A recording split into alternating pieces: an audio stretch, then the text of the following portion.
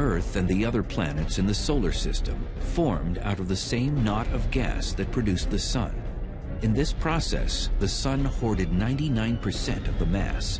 This means it's the biggest object in our celestial neighborhood with the strongest gravitational pull. That's why everything else revolves around it. Of all the planets, Earth earned a privileged place in relation to the Sun. If we were closer in, our oceans would boil away and the ground would be hot enough to melt lead. If we were farther out, our planet would be a frozen wasteland. Sort of like Goldilocks and the Three Bears. Not too hot, not too cold, it's just right. Here we are at about 93 million miles away from the Sun, and we're happy to be here. We're lucky to be here. And in some sense, we're here because it's the right circumstance for us to be here. Earth may be in just the right place in the solar system, but we're also close enough to the Sun to be a target of its fury. Thousands of mammoth explosions rock our Sun every year.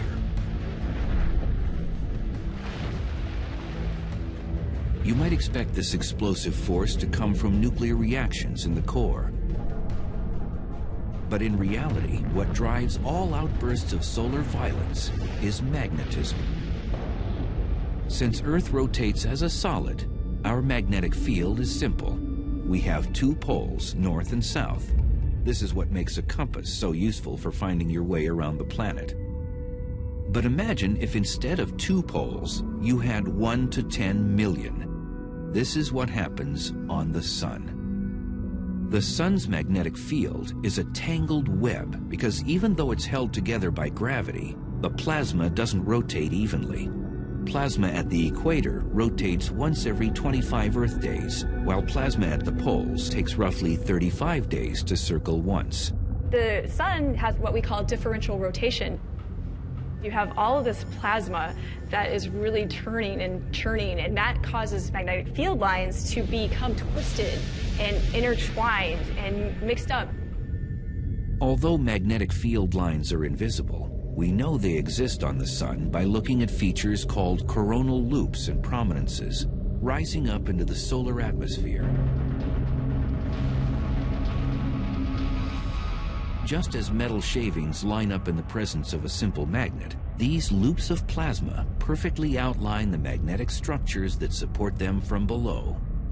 These plasma arches are so tall and wide that you could slide a planet as big as Jupiter right through them.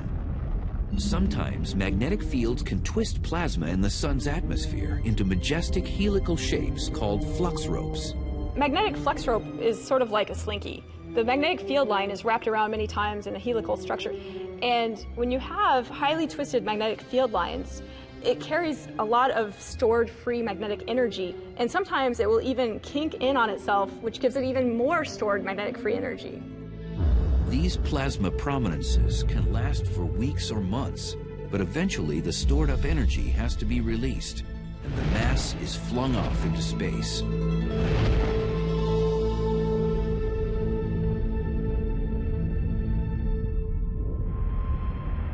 Where the Sun's magnetic field is at its most twisted and complex, heat bubbling up from below is capped, and the material is cooled by as much as 1,000 degrees.